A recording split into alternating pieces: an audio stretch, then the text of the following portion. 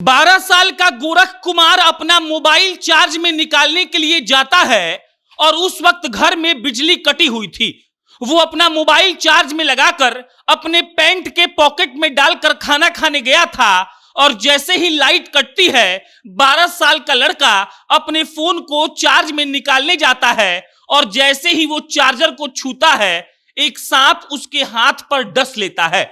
जैसे ही सांप उसको डसता है उसको मालूम पड़ जाता है कि चार्जर के तार से सांप लिपटा हुआ था और उसके बाद 12 साल की उस लड़के की हालत खराब हो जाती है।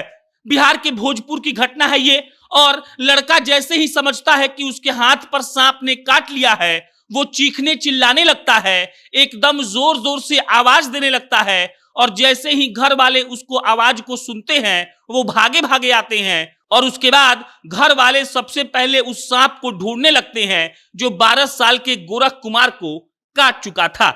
यहां पर उस सांप की तस्वीर आप देख लीजिए और 12 साल के गोरख कुमार को जिस सांप ने काटा था घर वालों ने उस सांप को बकायदा ढूंढकर उसको मार दिया और उसके बाद गांव वालों ने कहा कि गोरख की उंगली काट दीजिए ताकि विष आगे ना फैल पाए।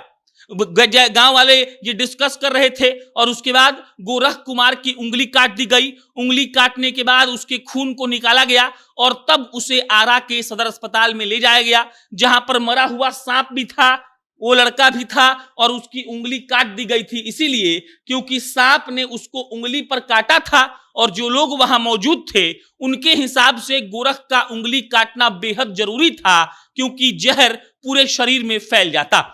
पूरी कहानी आपको बताएंगे तफसील से, लेकिन उससे पहले नमस्कार स्वीकार करिएगा। मेरा नाम प्रशांत राय है और आप जनता जंक्शन देख रहे हैं।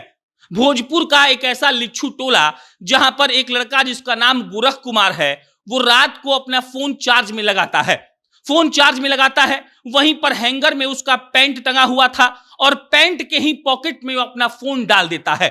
अब फोन पैंट के पॉकेट में डालकर वो खाना खाने जाता है और खाना कैसे ही वो खत्म करता है लाइट कट जाती है और वो अंधेरे में ही अपना मोबाइल चार्ज से निकालने के लिए जा रहा था। जैसे ही वो मोबाइल को छूता है उसके हाथ पर सांप काट लेता है। अब लाइट तो थी नहीं, वो देख पाया नहीं, लेकिन उसको आभास हो गया था कि उसकी उंगली पर सांप ने काट लिया है और उसके बाद वो चिल्लाने लगता है जोर जोर से कि मुझे सांप ने काट लिया है। ये सुनते ही घर वाले दौड़कर आते हैं और घर वाले जब आते हैं तब सब लोग अलग अलग तरह का नुस्खा देने लगते हैं। कोई कहता है कि पहले सांप को खोज के मारो, उस सांप को अस्पताल ले जाना बहुत जरूरी है क्योंकि इलाज के लिए डॉक्टर साहब को बताना पड़ेगा कि कौन से सांप ने गोरख को काटा है। लोग सांप को ढूंढने लगते हैं और अंततः सांप को ढूंढकर वो लोग मार देते हैं। अब इसके बाद लोग कहते हैं कि गोरख के उंगली को काट दिया जाए क्योंकि सांप ने उंगली में काटा है और अगर उंगली से जहर पूरे शरीर में फैल गया तब गड़बड़ हो जाएगी और गांव वाले मिलकर गोरख का उंगली काटते हैं, वहां से खून निकालते हैं और उसके बाद गोरख को ले जाया जाता है आरा के सदर अस्पताल में जहां डॉक्टर साहब देख लीजिए कि उसका इलाज कर रहे हैं।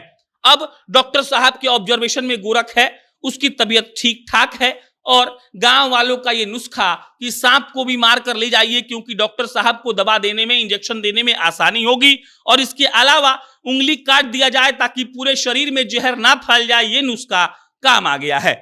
बहरहाल सुझाव तो डॉक्टर्स ये देते हैं कि सांप जैसे ही काटे आप उसके ऊपर के हिस्से को किसी रस्सी से बांध दीजिए ताकि ऊपर खून का फ्लो ना हो पाए और उसके बाद आप उस आदमी को अस्पताल लेकर जाइए। कई जगह हमने देखा है कि झाड़ फूक लोग करने लगते हैं जिसके चलते मरीज की जान चली जाती है, लेकिन इस केस में गोरख बच गया, उंगली काटी गई, सांप को खोज के मारा गया, बकायदा उसे आरा के सदर अस्पताल भी समय से पहुंचाया गया, इसीलिए गोरख की जान बच गई।